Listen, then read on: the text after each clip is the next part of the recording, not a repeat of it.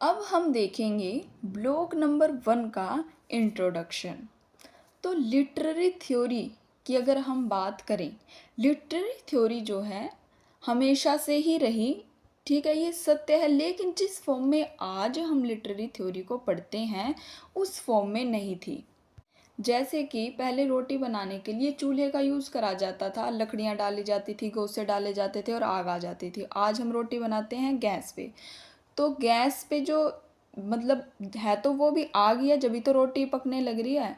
लेकिन आज जिस गैस पर हम रोटी बनाते हैं वो एलपीजी सिलेंडर में गैस भरी जाती है, उससे है तो लेकिन आग ही, अब बस एलपीजी की फॉर्म में है। पहले हम लकड़ियों से आग जलाते थे या गो से डालकर या कुछ भी चीज़ें यूज़ कर कर।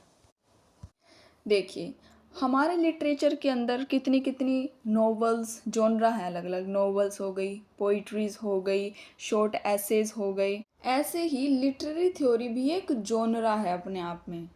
और 1980s में ये अपने चरम बिंदु पर था, ये जो जोनरा है लिटरेरी थ्योरी का, क्योंकि उस टाइम जो लोगों के अंदर एंथुजियाज्म था लिटरेरी थ्योरी को लेकर वो बढ़ता जा रहा था। जैसे कुछ टर्म्स आपने सुनी होगी, जैसे post structuralism, structuralism, colonialism, post colonialism, new historicism, ठीक है। तो ये जो टर्म्स है इन्हीं को ही जब डिफ़ाइन कर दिया गया, इन्हीं को डिफ़ाइन करने में जिसने डिफ़ाइन कर दी फिर लोग उनको समझने, तो इन थ्योरीज़ को जो डिफ़ाइन करा जा रहा था उस टाइम, यही लिटरेरी थ्योरीज़ कहलाई। और उस टाइम के जो पब्लिशिंग हाउसेस थे वो जितने भी थ्योरी ओरिएंटेड आर्टिकल्स थे, थ्योरी ओरिएंटेड बुक्स थी, उनको ही पब्लिश करने में वो अपनी रुचि दिखा रहे थे। चलिए, अब हम ये देखते हैं कि ये जो है मोनोपोली वाला एरिया नहीं था। जैसे कि नॉवेल्स जब चली वो किसके लिए चली, जो कि मिडिल क्लास के लोग थे, अच्छा खासा कमा रहे थे, उनके पास जो है टाइम जो है अब बचने लग गया था क्योंकि फैक्ट्रीज वगैरह आ गई थी, तो वो अपना टाइम पास करने के लिए नॉवल पढ़ते थे। जो पोइट्री हुआ करती थी वो एलीट क्लास के लोगों के लिए हुआ करती थी, जनरल लोगों के लिए नहीं होती थी।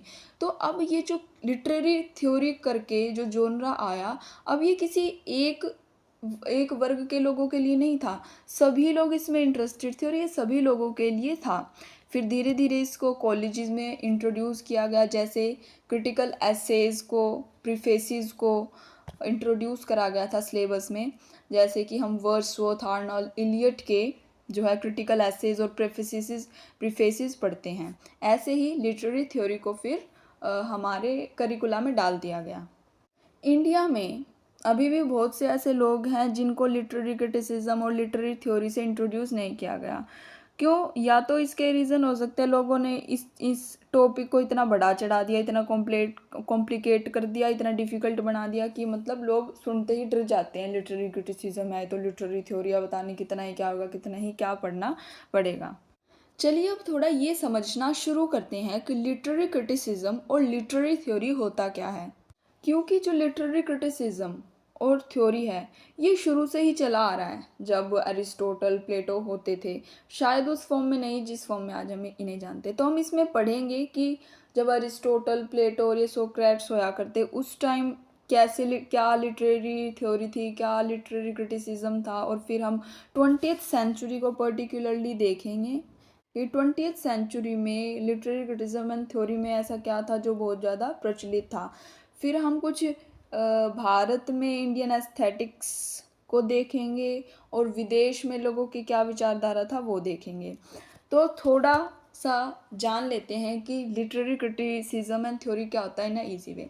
तो आप ये देखिए, मान लीजिए किसी ने कोई कहानी लिखी या किसी ने मान लीजिए कोई नॉवल लिखी, फिर उस नॉवल को मान लीजिए आपने पढ़ लिया। अब उस नॉवल को पढ़ने के बाद आपने अपने रिव्यूज़ दिए, या तो वो अच्छी मतलब रिव्यूज़ दिए, उसके बारे में जो चीज़ आपको अच्छी लगी आपने वो बताई, जो चीज़ आपको बुरी लगी आपने वो बताई, उसमें क्या सुधार और हो सकता था आपने वो बताया। फिर आपने उसको किसी और दूसरे के वर्क के साथ भी कंपेयर किया कि उसने तो जो है उदासी को लेकर ये स्टेटमेंट दी थी और इसने अपनी नॉवल में उदासी या हैप्पीनेस को लेकर ये स्टेटमेंट दी है, या किसी भी बात को लेकर कोई भी स्टेटमेंट हो सकती है। तो ये सब इस टाइप के रिव्यूज़ आपने दिए, तो ये जो आपका रिव्यू करना था किसी वर्क को, यही लिटरेरी क्रिटिसिज्म कहलाता है।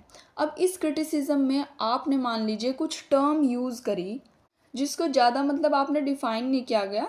जैसे मैं एग्जांपल देती हूँ, पिग्मेलियन एक प्ले है जिसको जब इंसान पढ़ने लगता है तो उसको लगता है कुछ रोमांटिक रोमांस वाला ये प्ले है, ठीक है। इसमें हैप्पी एंडिंग क्या होती है कि भाई जो लड़का और लड़की होते हैं वो दोनों इकट्ठे हो जाते हैं, चाहे लड़कियां बिगड़ के शुरुआत में जो भी डिफ़िकल्टी आई होगी, लेकिन लास्ट में उनकी हैप्पी एंडिंग रहती है।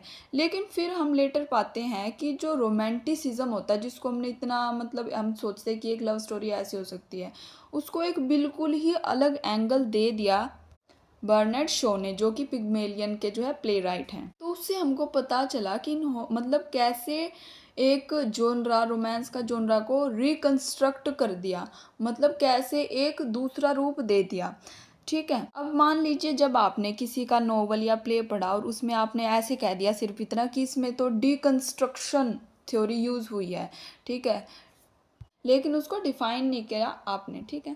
तो अब जब हम डिकंस्ट्रक्शन थ्योरी, जो एक वर्ड आपने अपना रिव्यू देते टाइम यूज़ करा, जब उस एक पर्टिकुलर वर्ड को हम, ठीक है, डिफाइन करने लग जाएंगे तो वो एक पूरी थ्योरी हो जाती है, ठीक है। तो किसी के वर्क को रिव्यू देना वो तो होता है लिटरेरी क्रिटिसिज्म, और किसी पर्टिकुलर टर्म्स, डेफिनेशंस को जब आप एक पर्टिकुलर तरीके से अलग से पूरा डिफाइन करते हो, जैसे कि स्ट्रक्चरलिज्म एक शब्द है, इससे आपने क्या सीखा, क्यों इसकी तो अब हमें पूरी डेफिनेशन पढ़नी पड़ेगी ना कि स्ट्रक्चरलिज्म क्या है, कॉलोनियलिज्म क्या है,